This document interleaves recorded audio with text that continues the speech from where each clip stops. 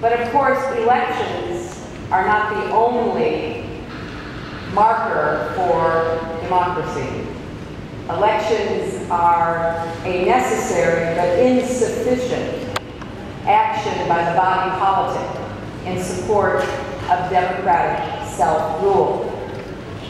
And tonight I want to talk briefly to you about our common future, because I believe that the United States and Ukraine are linked, not merely by common history, by Ukrainian Americans and family connections, but by common values. It was 234 years ago that our country proclaimed its independence in a declaration that one of my very first predecessors, Thomas Jefferson, was the principal author of. And some might say, well, what do the lessons of 234 years ago have to do with the challenges of the 21st century? I think that there is a common thread that runs through the history of humanity. And it is up to every generation to expand the circle of freedom and opportunity. Meeting the challenges of this century will require us to face the difficulties that lie ahead and to make tough choices. I know that the global economic downturn has taken a heavy toll on Ukraine. And even though there are signs of progress and recovery, more help is needed to ensure a sustainable economic future. I know there have been disputes over energy and the cost of energy that have literally played out in your daily lives. More needs to be done to make Ukraine energy independent. Ukraine has the resources that can be used to achieve that goal. I know that we face together global issues ranging from climate change to HIV/AIDS, food insecurity, and conflict. So no matter where one lives in the world today, there is always a temptation to get discouraged, dispirited, give up on the promise of democracy because it is a slow and sometimes messy process. But I'm here to urge you to do just the opposite, to work even harder to strengthen your democracy, to build your civil society, to empower your media, to ensure that your future here in Ukraine is as positive as you deserve it to be. Now, this work is never easy. I remember very well, many years ago, sitting where you're sitting, and wondering about the challenges at that time facing my own country. Now that I've been both in civil society and worked in and led NGOs, been with my husband in the White House, served as an elected official in the United States Senate from New York, and now working with President Obama, I know how difficult this work is. But it is great work that even if you never think about politics much at all, should be a calling to you as a citizen. Ukraine matters, not just to Ukrainians. Ukraine matters to the world.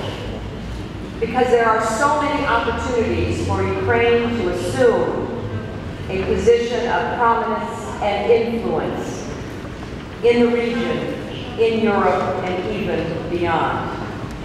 An open, innovative Ukraine has much to offer. When I look at the students who graduate from this institute and know that you are among the best in the world, I see limitless possibilities.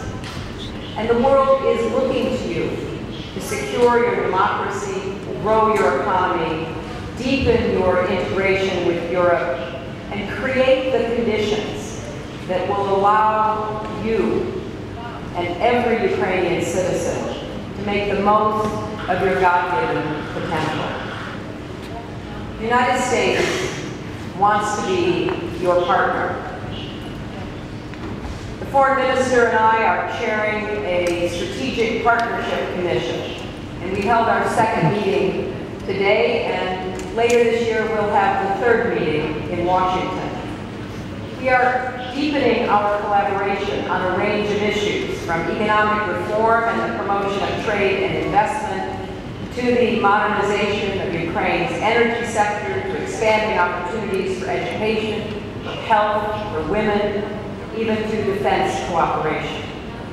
And we're working together on an issue where Ukraine is already a leader, nuclear non-proliferation. And we're looking for ways to harness the experience and expertise of Ukrainians to help solve global challenges like hunger and food insecurity.